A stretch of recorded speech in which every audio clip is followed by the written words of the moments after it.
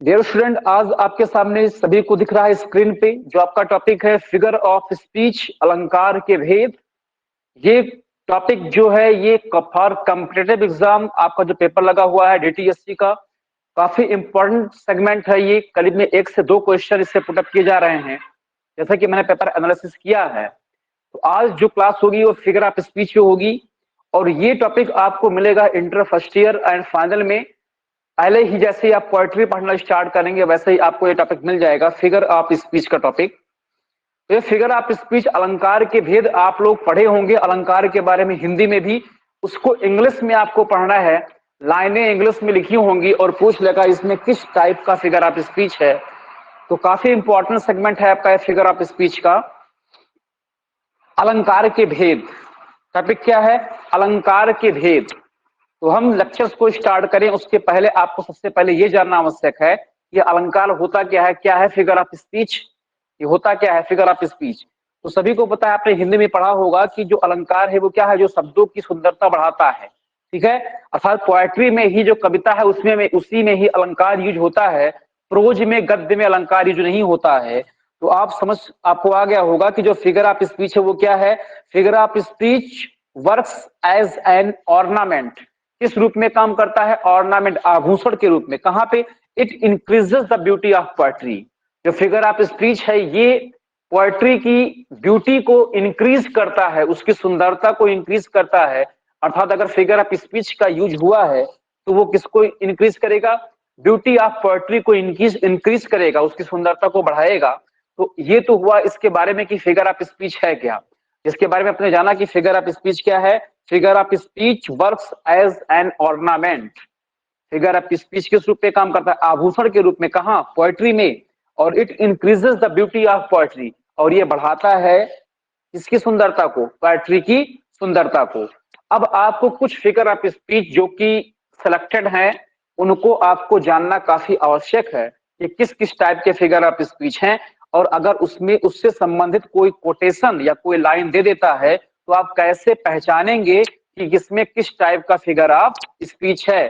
तो आपको कौन कौन से फिगर ऑफ स्पीच जाने हैं, जिसमें पहला फिगर ऑफ स्पीच डियर है उसका नाम है सिमली। क्या नाम है? सिमली। सिमली को हिंदी में बोलते हैं उपमा अलंकार। ध्यान रखिएगा, आपने अलंकार हिंदी में सुना होगा लेकिन इंग्लिश में आपने अलंकार के बारे में नहीं सुना है। पहला अलंकार आपके सामने क्या है? सिमली। सिमली को बोलते हैं उपमा अलंकार। क्या है इसमें, एग्जाम्पल क्या है, कैसे समझेंगे, अभी बताएंगे। जस्ट इसके बाद में जो सेकंड आपका है फिगर ऑफ स्पीच उसका नाम है मेटाफोर। मेटाफोर का हिंदी अर्थ होता है रूपक अलंकार। ठीक है, उसके भी बारे में आपने क्लास 10th में 3 अलंकार हैं हिंदी में, रूपक है, उपमा है और उत्प्रेक्षा है। अभी इंग्लिश से ही आपका हिंदी का भी सारा डाउट क्लियर हो जाएगा। ठीक है, आप लोग का जितना डाउट है हिंदी का वो भी क्लियर हो जाएगा। रूपक और उपमा तो आपको इंग्लिश में पढ़ने हैं, बचेगा उत्प्रेक्षा, उसको भी मैं समाप्त कर दूंगा बता के। थर्ड जो आपको फिगर ऑफ स्पीच पढ़ना है उसका नाम है पर्सानिफिकेशन। पर्सानिफिकेशन का अर्थ होता है मानवीकरण अलंकार। कौन सा अलंकार? मानवीकरण अलंकार। जो आपका फोर्थ है फिगर ऑफ स्पीच उसका नाम है ऑक्सीमोरॉन। ऑक्सीमोरॉन जो है उसका हिंदी अर्थ होता है विरोधाभास। नेक्स्ट जो आपको पढ़ना है उसका नाम है हाइपरबली, और हाइपरबली का हिंदी अर्थ होता है अतिशयोक्ति अलंकार। क्या होता है? अतिशयोक्ति अलंकार। एपोस्ट्राफी, एपोस्ट्राफी संबोधन अलंकार। और ओनामोटापी ध्वनि सूचक अलंकार। इतने टॉपिक को आपको, इतने अलंकार के बारे में पढ़ना है, और यहां से क्वेश्चन पुटअप डीटीएससी में कॉम्पिटेटिव एग्जाम में भी होते हैं और साथ में आपको फर्स्ट ईयर में ही पढ़ने को मिलेगा। और सबसे बड़ी चीज ये कि जब क्लास 9-10th में आप पढ़ते हैं पोएट्री को तो पोएट्री में फिगर ऑफ स्पीच यूज जरूर होता है।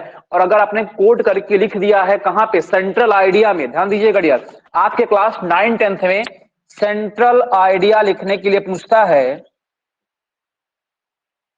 और उस सेंट्रल आइडिया में लिखते समय अगर आप पोएट्री का समरी लिख रहे हैं उसी में आपने ये भी बता दिया कि हाँ यहाँ इस लाइन में पोएट ने इस टाइप के फिगर ऑफ स्पीच को यूज किया है, तो एग्जामिनर के ऊपर बहुत ही अच्छा प्रभाव जाएगा कि इस बच्चे को फिगर ऑफ स्पीच के बारे में भी नॉलेज है। और आपको फिगर ऑफ स्पीच का नॉलेज रखना चाहिए कब? अगर आप पोएट्री पढ़ रहे हैं, कविता पढ़ रहे हैं, तो आपको अलंकार के बारे में जानकारी जरूर होनी चाहिए।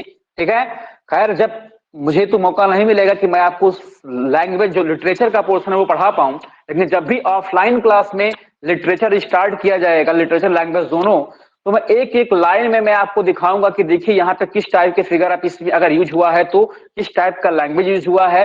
सेंट्रल आइडिया में अगर आप लिख रहे हैं, क्लास 9 10 में पूछता है, तो वहां पे बीच में या लास्ट में आप यूज कर सकते हैं कि पोएट ने इस लाइन में इस टाइप के फिगर आप स्पीच को भी यूज किया है, ठीक है, जिससे पोएम की सुंदरता, ब्यूटी क्या हो रही है, इंक्रीज हो रही है। तो कौन कौन से हैं, समय में ज्यादा नहीं लूंगा, समय नुकसान ना करते हुए, क्योंकि आज इसको समाप्त करना है, हो सकता है कल का समय ले लिया जाए इसमें, ठीक है। तो 2 दिन की क्लास से होने वाली है फिगर ऑफ स्पीच की, क्योंकि आपको 1 2 3 4 5 6 7 फिगर ऑफ स्पीच के बारे में पढ़ना है। तो एक एक के बारे में हम स्टार्ट करते हैं। सबसे पहला जो फिगर ऑफ स्पीच आपका डियर है, उसका नाम है सिमिली।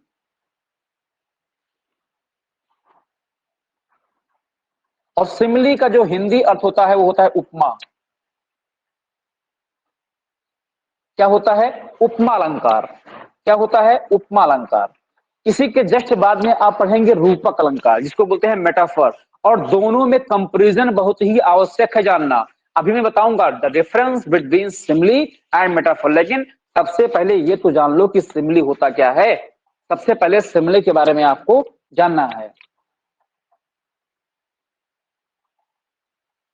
सबसे पहले आपको सिमिली के बारे में जानना है। अब देखिए जरा, मैं आपको समझा दूंगा अच्छे से, लेकिन डेफिनेशन जब अभी पढ़ाने के बाद में मैटर भेजूंगा, उसमें डेफिनेशन लिखा हुआ है, तो डेफिनेशन आपको लिखने की आवश्यकता नहीं हो सकता। अगर चाहते होंगे तो मैं लिखा दूंगा, अगर डिटेल से पढ़ना चाहते हैं, या फिर आपका पेपर है शॉर्ट में पढ़ना चाहते हैं, ठीक है, क्योंकि एग्जाम्पल आपको खुद समझने होंगे, याद करने होंगे। मैं समझाऊंगा, जितना एग्जाम्पल हो सकेगा समझा दूंगा।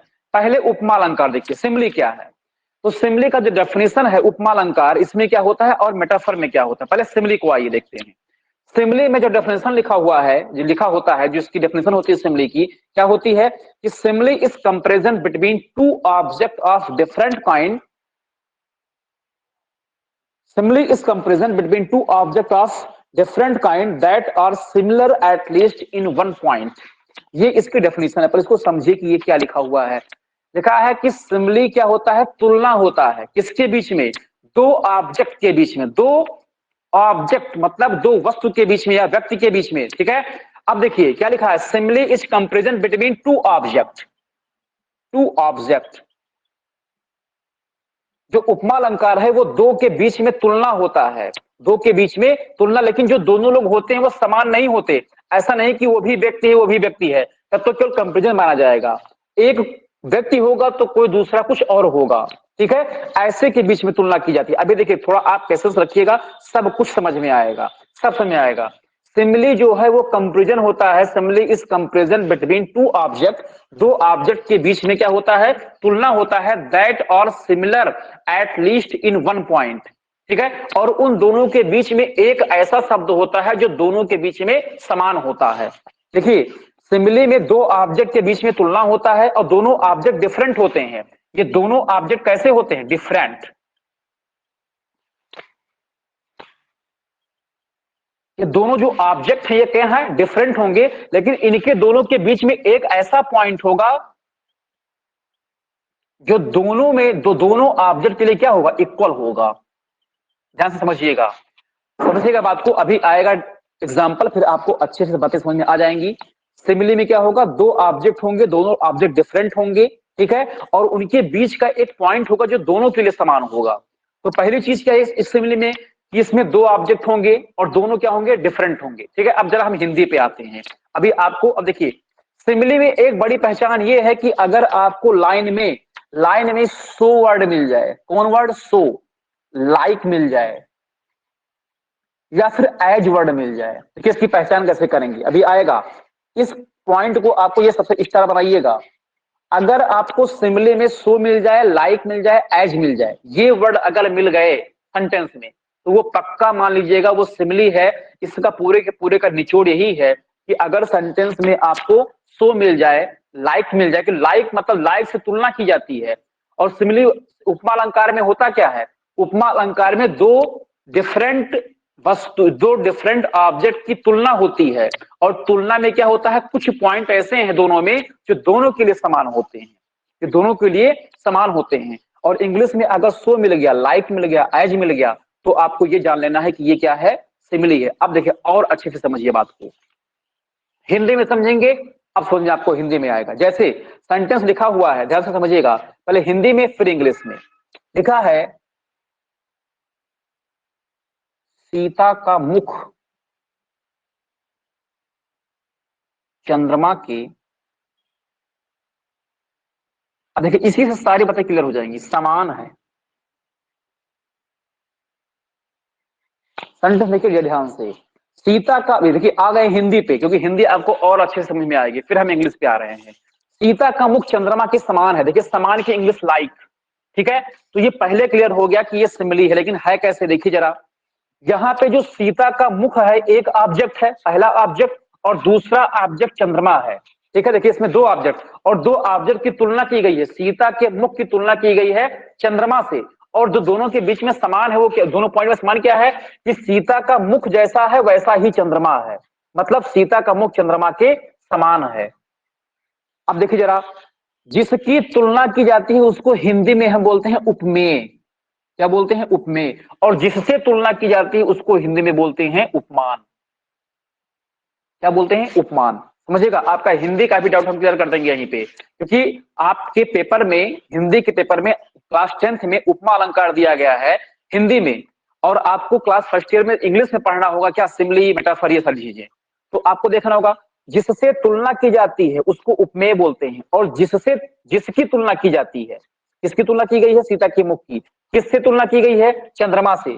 तो उपमेय क्या है, सीता का मुख, उपमान क्या है, चंद्रमा, ठीक है। तो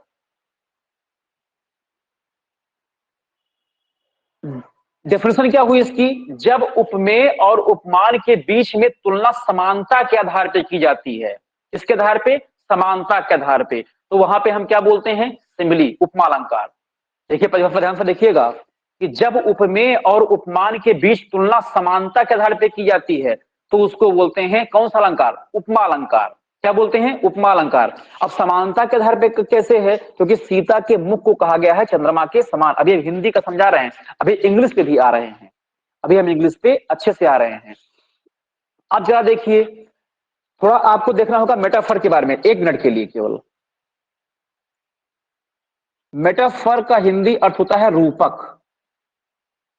अब देखिए, रूपक में भी तुलना होती है, रूपक अलंकार में भी तुलना होती है, लेकिन उसमें उपमेय और उपमान उसमें भी होता है, लेकिन उसमें ये so word, like word, as word नहीं मिलते, अर्थात समान वर्ड नहीं लगा होगा वहां पे। उसमें डायरेक्ट उपमेय को ही उपमान कह दिया जाता है। मतलब क्या कह दिया जाए कि सीता का मुख ही चंद्र है, अब समान उमान कुछ नहीं। जब डायरेक्ट कह दिया जाएगा कि सीता का मुख ही चंद्रमा है, ठीक है, तो वहां पे तुलना तो की गई, लेकिन समानता के आधार पे नहीं, उपमेय को ही उपमान कह दिया गया। जैसे मैं कहूं कि वह दारा सिंह के समान है, तो हो जाएगा उपमा अलंकार, क्योंकि उसकी तुलना दारा सिंह से की गई है, उसमें समान वर्ड है, उपमेय और उपमान के बीच तुलना समानता के आधार पे की गई है, तो उपमा अलंकार। लेकिन कह दीजिए कि वह दारा सिंह ही है, मतलब वह दारा सिंह ही है, ठीक है। अब इसमें क्या किया, उपमेय को ही उपमान कह दिया, किससे तुलना की गई, दारा सिंह से, किसकी, उसकी, तो उसको ही दारा सिंह कह दिया गया। मतलब क्या, वो क्या होगा आपका रूपक अलंकार। क्या, जैसे एक सेंटेंस लिखूं, सेंटेंस लिखा है कि, सेंटेंस लिखा है कि तुम गधे के समान हो। अब गधे के समान हो तो कौन सा अलंकार, और लिख जाए कि तुम गधे हो, बताओ जी, देखा, तुम गधे के समान हो, मतलब तुम्हारी तुलना किससे गई, गधे से की गई, तो ये कौन सा अलंकार हो जाएगा यहाँ पे, सिमिली, क्योंकि इसमें जो उपमेय है और उपमान के बीच तुलना समानता के आधार पे की गई है, इसमें लाइक वर्ड लिखा है, ठीक है, लेकिन तुम्हें डायरेक्ट कहे कि तुम गधे हो, ठीक है। मतलब जब उपमेय को ही उपमान कह दिया जाता है तो वहां पे कौन सा अलंकार होता है, रूपक अलंकार होता है।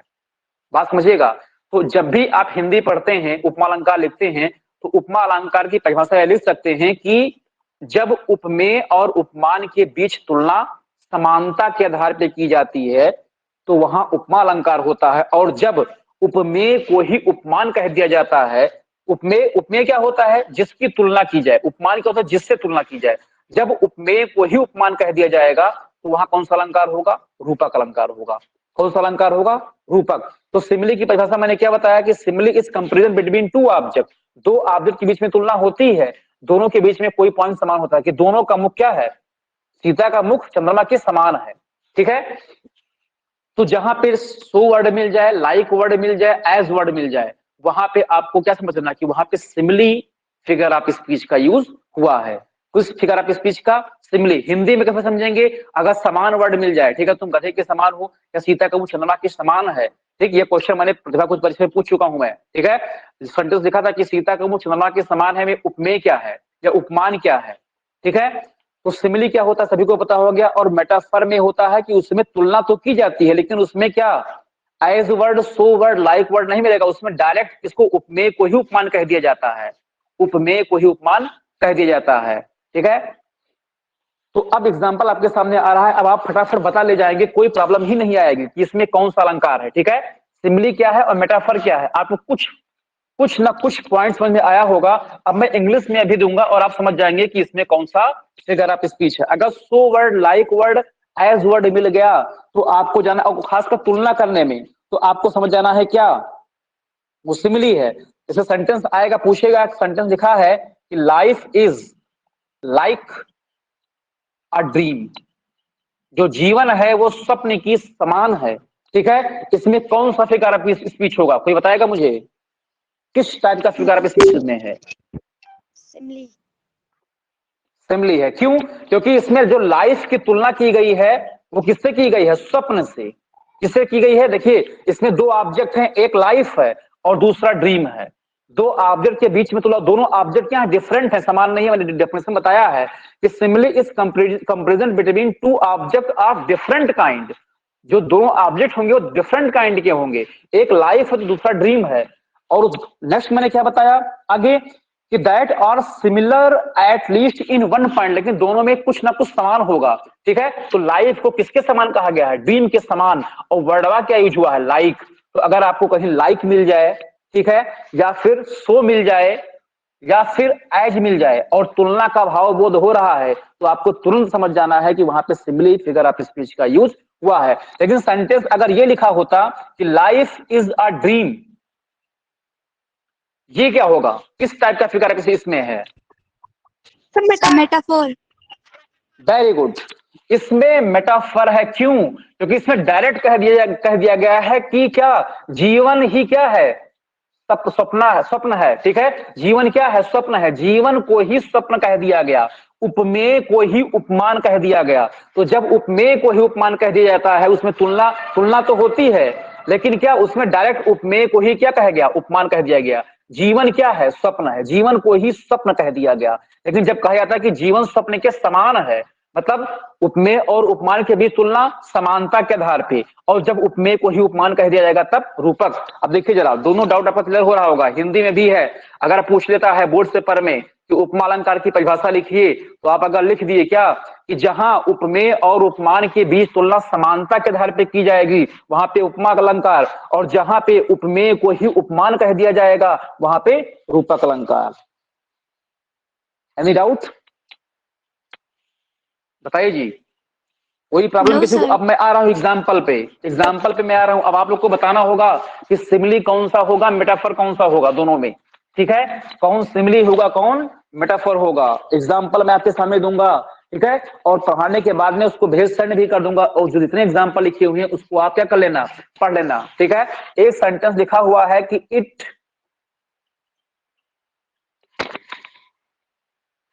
ड्रॉप एज द जेंटल रैन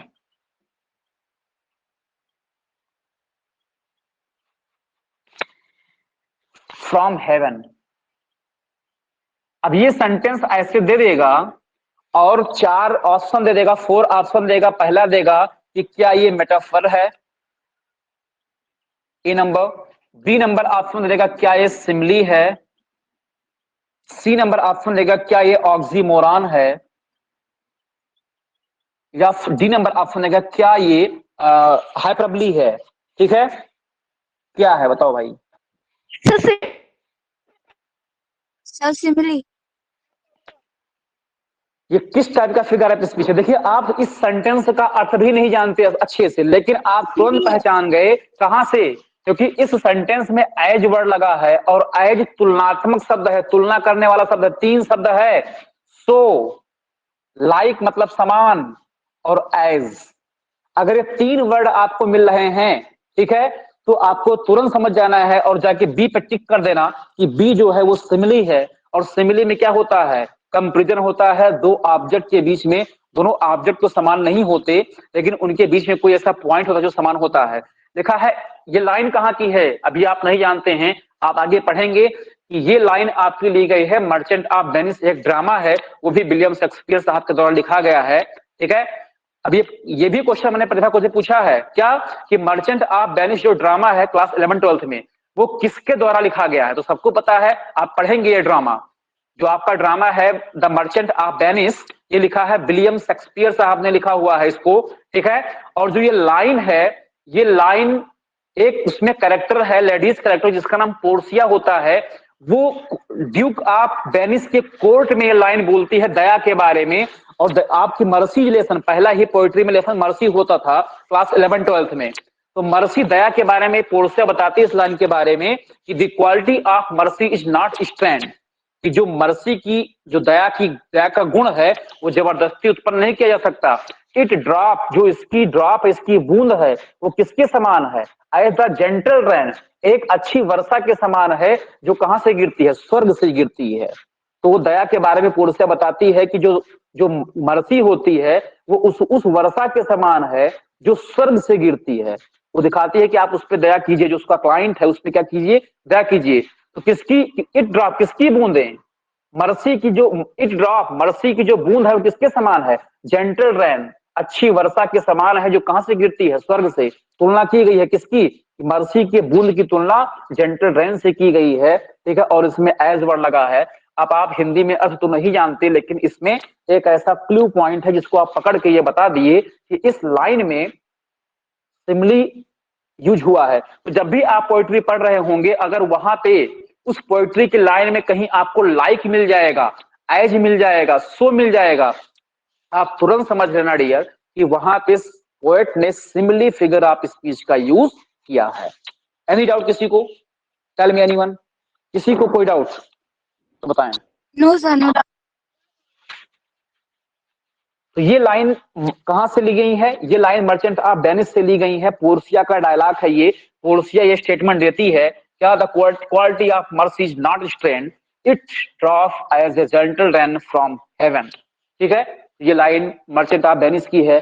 और मर्चेंट ऑफ वेनिस के बारे में एक क्वेश्चन मैंने और पूछा था कि मर्चेंट ऑफ वेनिस है क्या? उसमें 4 ऑप्शन दिया था, कॉमेडी है, या फिर सोनेट है, या फिर एंटी रोमांटिक कॉमेडी है, या फिर ट्रेजेडी है।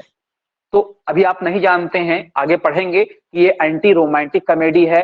इसमें लगता तो है कि हीरो क्या हो जाएगा, अब मर जाएगा, लेकिन लास्ट में होता क्या है कि पोर्सिया की वजह से हीरो क्या हो जाता है? बच जाता है। तो ऐसा लगता है कि हीरो तो गया, इसीलिए इसका नाम पड़ा है एंटी रोमांटिक कॉमेडी, ठीक है। ऐसा अभी आप नहीं जानते हैं। जैसे जैसे आगे प्रकाश बढ़ेगा आपका सारी बातें समझ में आ जाएंगी, लेकिन जो समझने वाली है उनको समझ लीजिए, ठीक है। जो समझने वाली बातें उनको समझिए। अब एक एग्जांपल मैं आपको और दे रहा हूं, आपको बताना होगा कि इसमें किस टाइप का फिगर ऑफ स्पीच पोएट ने यूज किया है। सेंटेंस लिखा हुआ है,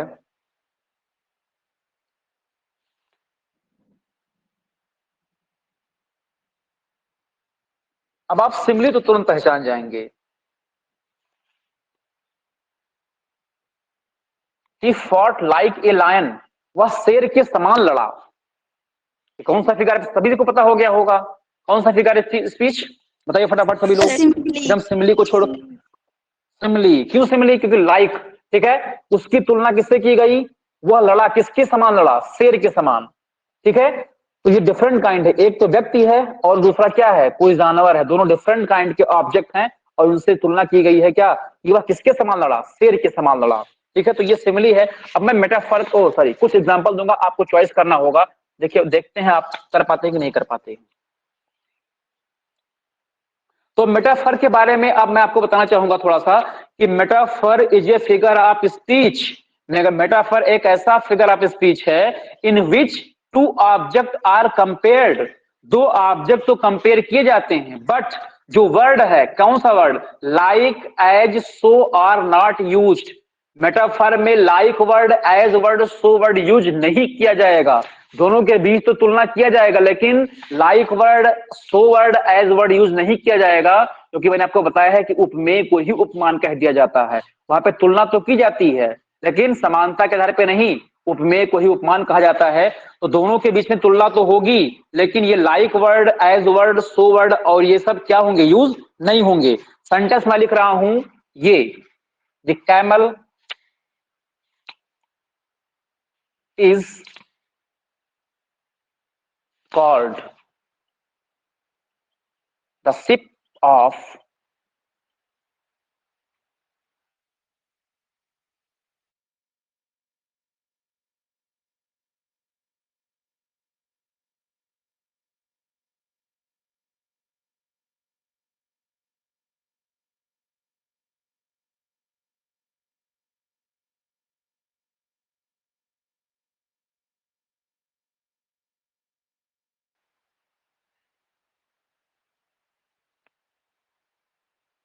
कोई बताएगा मुझे कौन से टाइप का फिगर ऑफ स्पीच है ये? The camel is called the ship of the desert. जी, मेटाफर क्यों है? क्योंकि इसमें भी कहा गया है द केमल, जो ऊंट है, कहा जाता है क्या, शिप ऑफ डिजर्ट। कहाँ का? रेगिस्तान का जहाज। तो केमल को क्या कहा जाता है? रेगिस्तान का जहाज कहा जाता है। तो केमल की तुलना किससे की गई? रेगिस्तान के जहाज से की गई। लाइट की जा चुकी है। केमल जो ऊंट है, ऊंट की तुलना किससे की गई? ऊंट को ही क्या कह दिया गया? अब अगर यहां पे सेंटेंस होता कि द केमल इज क्या, the camel is like the ship of desert, ठीक है, तो केमल जो है किसके समान है? शिप ऑफ डेजर्ट के समान है, तो वहां पे सिमिली हो जाता। लेकिन लिखा है कि the camel is called the ship of desert. Camel को, ऊंट को क्या बोलते हैं? रेगिस्तान का जहाज। तो केमल की तुलना किससे की गई? ऊंट के जहाज से, सॉरी, रेगिस्तान के जहाज से। लेकिन केमल को ही रेगिस्तान का जहाज कह दिया गया, तुलना तो की गई, लेकिन उपमेय को ही, एक ऑब्जेक्ट ये और शिप ऑफ डेजर्ट दूसरा ऑब्जेक्ट ये, दोनों डिफरेंट काइंड के हैं, तुलना की गई है। लेकिन सो वर्ड, लाइक वर्ड और एज वर्ड आपको नहीं मिला। तो ये कौन सा अलंकार होगा? मेटाफर होगा। तो सभी को सिमिली और मेटाफर समझ में आ चुका है, तो आगे बढ़ा जाए। Sir yes.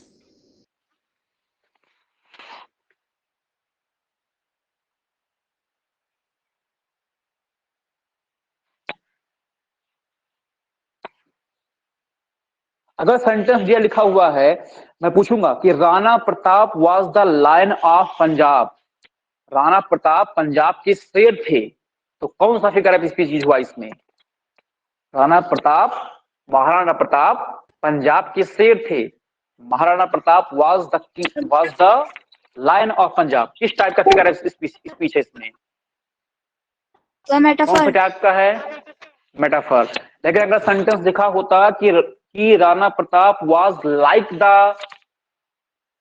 Lion of Punjab, कि राणा प्रताप पंजाब के शेर के समान है, तो कौन सा फिगर ऑफ स्पीच होगा? सिमिली होगा। तो अब सभी को सिमिली और मेटाफर अच्छे से समझ में आ गया है, ठीक है। इसलिए आप सब लोग नेक्स्ट हेडिंग समझने के लिए तैयार हो जाइए, जिसका नाम है पर्सोनिफिकेशन। क्या नाम है उसका? पर्सोनिफिकेशन। और काफी इंपॉर्टेंट, सबसे important, personification figure of speech.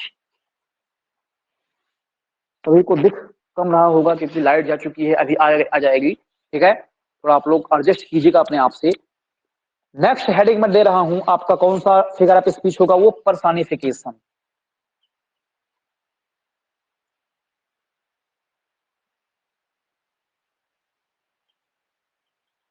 Personification, इसकी हिंदी मीनिंग होती है मानवीकरण।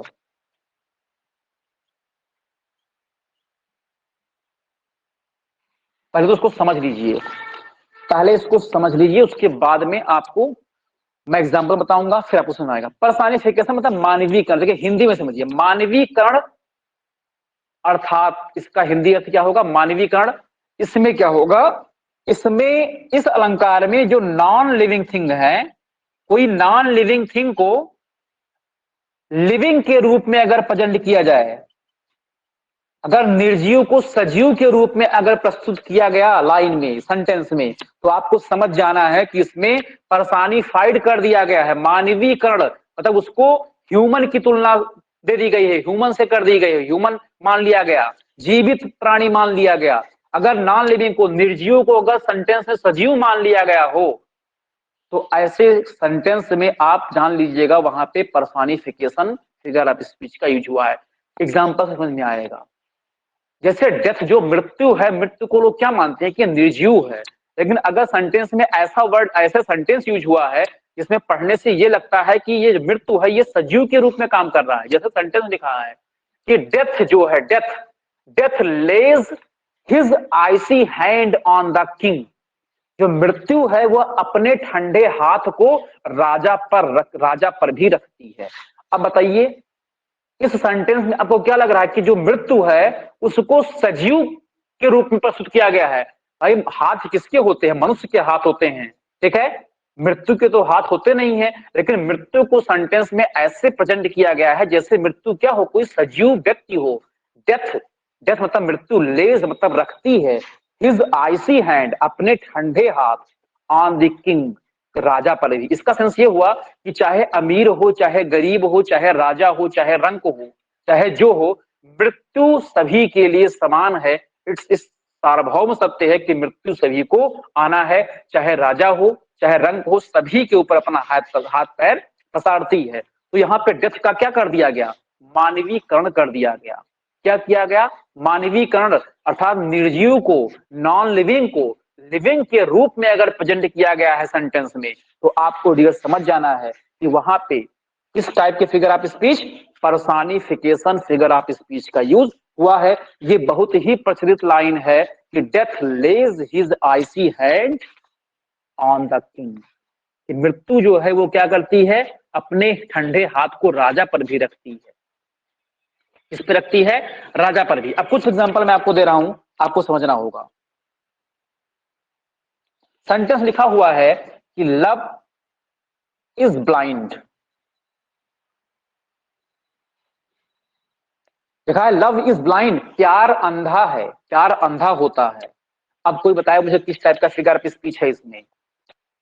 प्यार अंधा होता है, क्या प्यार के आंखें होती हैं? लेकिन इस लाइन में ऐसा लिखा गया है कि ये सब, इस बात को ऐसा लिखा गया कि प्यार के भी आंखें होती हैं और वो अंधा होता है।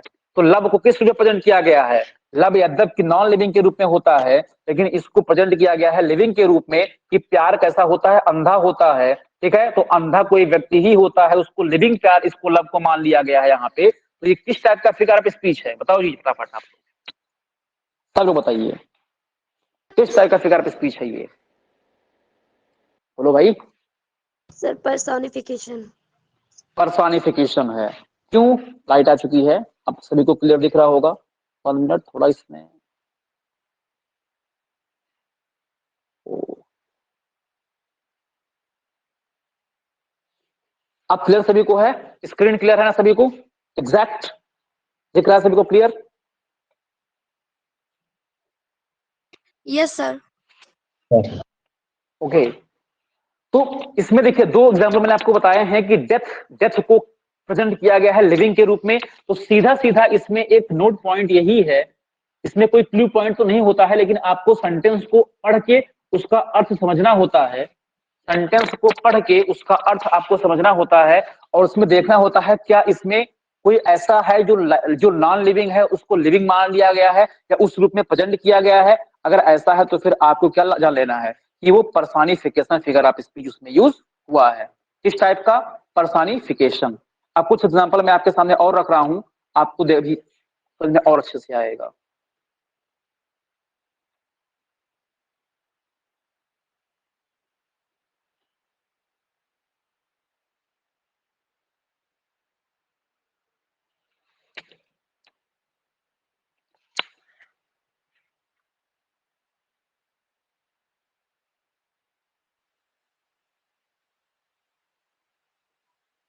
जी ये एग्जांपल देखिए, सेंटेंस में लिखा हुआ है एग्जांपल,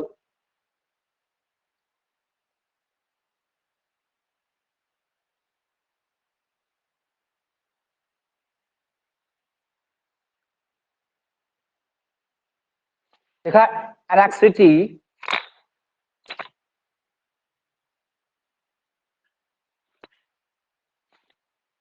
is sitting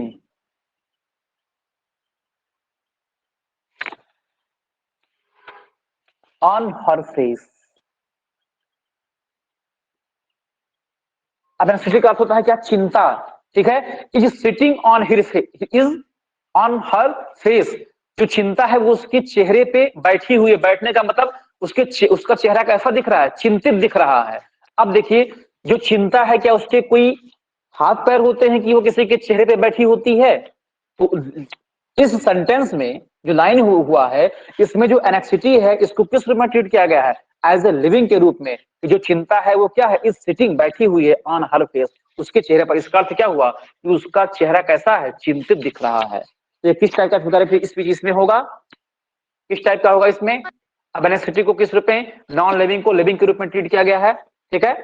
तो जब किसी भी का नॉन लिविंग का जो निर्जीव है उसका मानवीकरण कर दिया जाएगा, अर्थात उसको ह्यूमन बीइंग के रूप में ट्रीट किया जाएगा, तो आपको समझ लेना है कि वहां पे पर्सोनिफिकेशन फिगर ऑफ स्पीच का यूज हुआ है।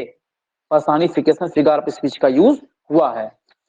अब एक और बताएंगे, फिर 3 के लिए कल बचेगा क्योंकि समय भी अल्प है, ठीक है। 5 मिनट के अंदर एक और बताएंगे हम, क्योंकि काफी इंपॉर्टेंट है। पर्सोनिफिकेशन बहुत ही इंपॉर्टेंट है, ठीक है। वो दोनों तो आप तुरंत समझ जाएंगे, तुलना वाला। लेकिन इसमें क्या होगा, इसमें आपको देखना होगा।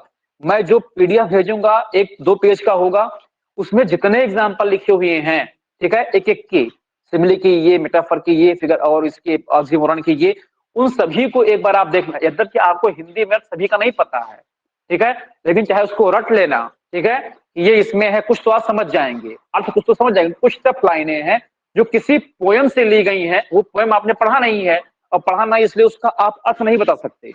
अर्थ ना जानने की वजह से अभी प्रॉब्लम होगी, लेकिन जब अर्थ जान जाएंगे उसका, तो आप कोई भी लाइन होगी उसमें पहचान लेंगे। लेकिन एक मोटा मोटा आंकड़ा तो आपको लग गया होगा कि सिमिली में क्या होगा, कंपेयर होगा दोनों के बीच में, लेकिन दोनों डिफरेंट ऑब्जेक्ट होंगे, और उसमें like word, so word, as word मिल जाएगा तो मैं सिमिली मान लूंगा। लाइक एज सो नहीं मिलेगा, लेकिन तुलना किया गया होगा, उपमेय को ही उपमान कह दिया गया होगा, तो मैं वहां पे रूपक मान लूंगा। और अगर नॉन लिविंग का लिविंग के रूप में प्रस्तुत किया गया है, उसका मानवीकरण कर दिया गया है, उसको ह्यूमन बीइंग के रूप में ट्रीट किया गया है, तो मैं उसको पर्सोनिफिकेशन फिगर ऑफ स्पीच मान लूंगा, ठीक है। इतनी सी बात जाननी है, समय आपका नहीं लेंगे, ठीक है। जो ये सबसे इंपॉर्टेंट इसमें ऑक्सीमोरन और हाइपरबली है। अपोस्ट्रोफी, ओनोमोटोपी इतना इंपॉर्टेंट है नहीं कि बताऊंगा मैं कल। तो आगे फिगर ऑफ स्पीच में कल डिस्कस करूंगा। 3 आज आपको जानना है। अब इस फिगर ऑफ स्पीच को थोड़ा मैं और डिटेल में जानकारी दूंगा आपको। फिगर ऑफ स्पीच के बारे में थोड़ा मैं और बताना चाहूंगा आपको, कि जैसे मैं सेंटेंस को लिखा था कि death lays his icy hand. जरा एक बात को समझिए, मैं जो लैंग्वेज आपको पढ़ाया था, एक बात वहां पे, एक बात मैंने छोड़ दिया था, एक चीज उसको देख लीजिए जरा। लैंग्वेज पढ़ाते समय एक बात मैंने आपको बताया था, लेकिन आपके समझ में बातें नहीं आई थी, यहां पे समझ आएंगी। सेंटेंस लिखा हुआ है, death lays his icy hand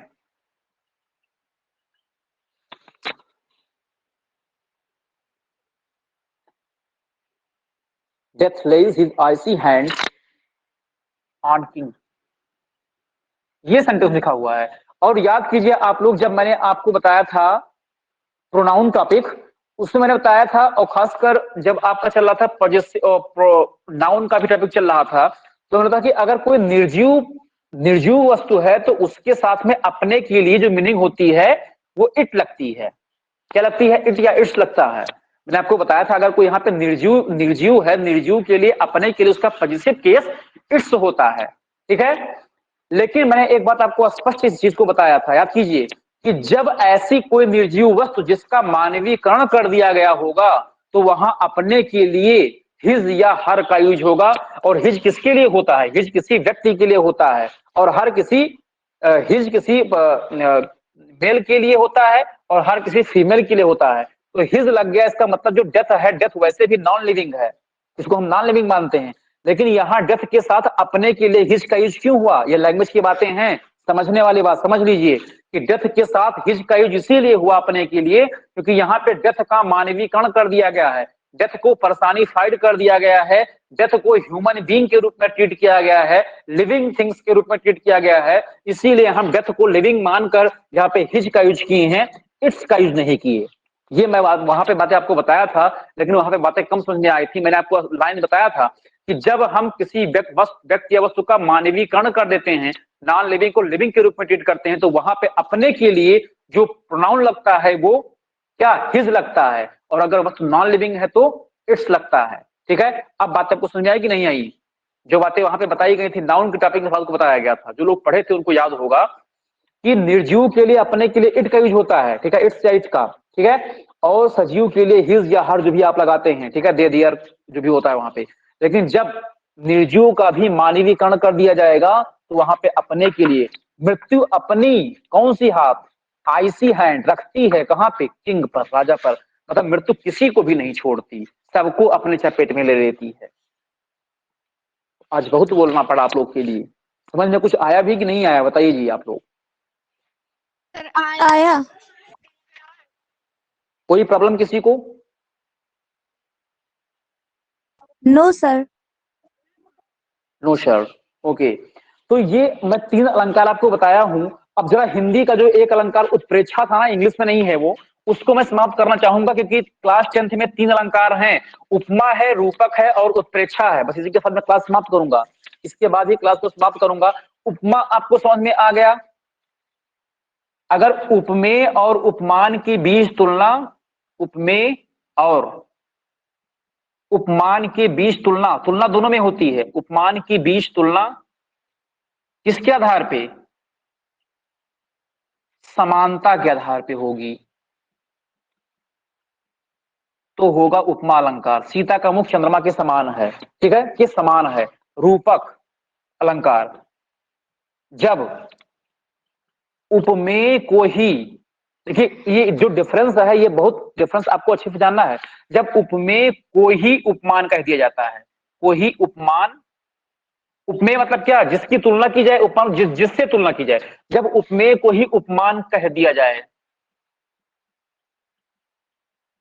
तो वहां रूपक अलंकार होता है। आप लोग लिख भी सकते हैं कहीं अलग हिंदी की कॉपी में, रूपक अलंकार। मौका नहीं मिलता है, नहीं तो ये आपका जितना व्याकरण पोर्शन है हिंदी का, एक एक के बीच में तुलना कर सब बातें मैं आपको बता सकता हूं, ठीक है।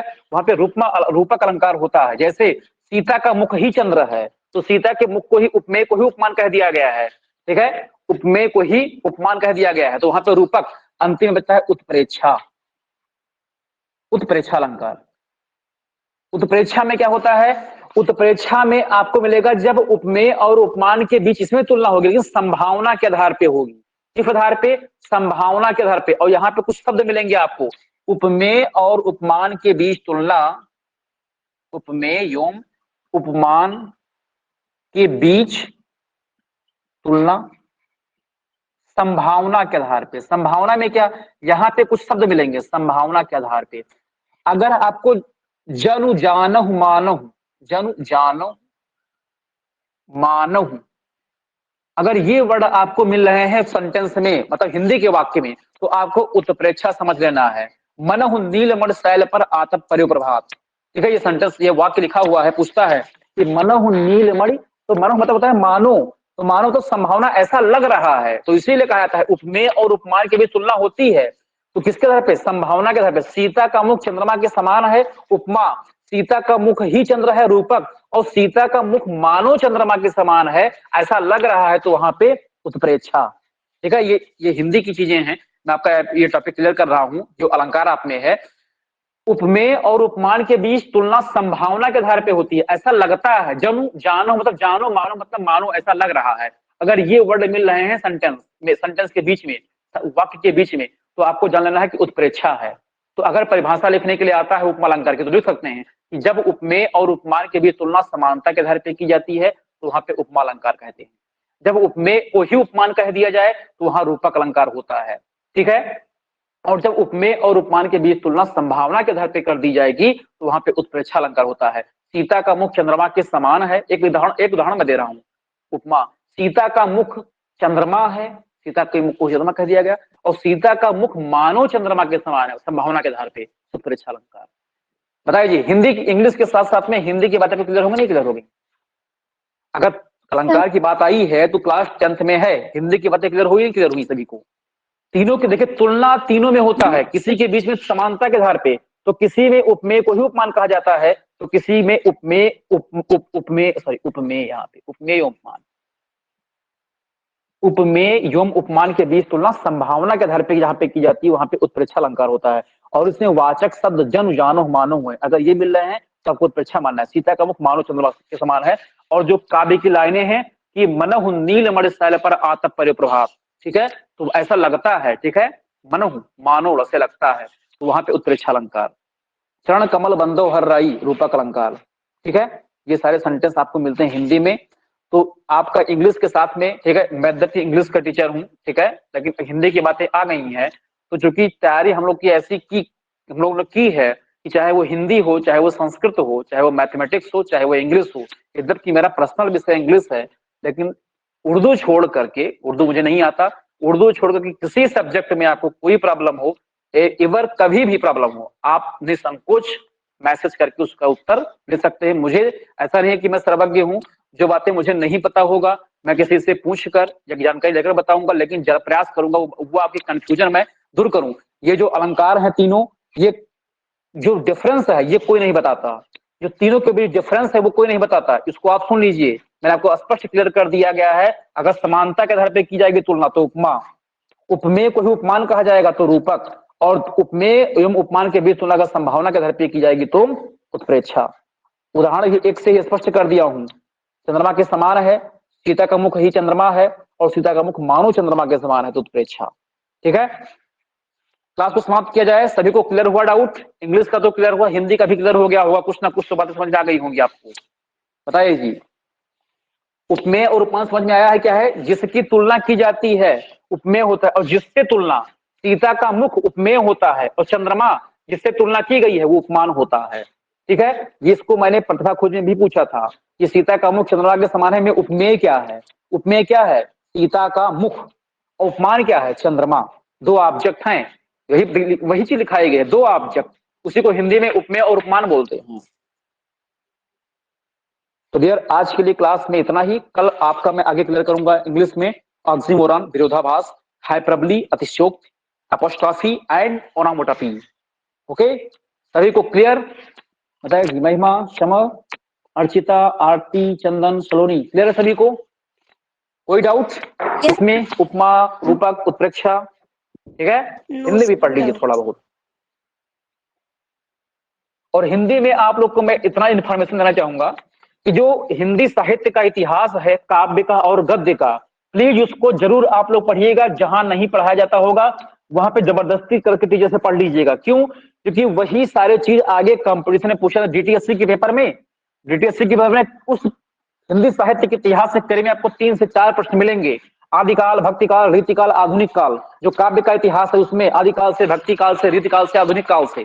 वैसे भी आपके गद्य से भी भारतेंदु और जो भी जितने युग हैं उनसे आपको क्वेश्चन तैयार कर लेना है, क्योंकि हिंदी साहित्य के इतिहास से आपके बोर्ड्स में भी, बोर्ड पेपर में और साथ में कॉम्पिटिटिव एग्जाम में भी क्वेश्चन पूछे जाते हैं, पुट किए जाते हैं। तो हिंदी साहित्य का इतिहास आपको अच्छे से तैयार होना चाहिए। ठीक है, तो डियर, आज के लिए इतना ही। मिलते हैं आपको हम कल ऑन 6 PM विथ किसके साथ में, जो आगे का नेक्स्ट टॉपिक है। टॉपिक क्या? इसी में आगे है oxymoron, hyperbole, apostrophe and onomatopoeia. Thank you to all of you. Thank you, dear. We meet tomorrow. Okay, thank you.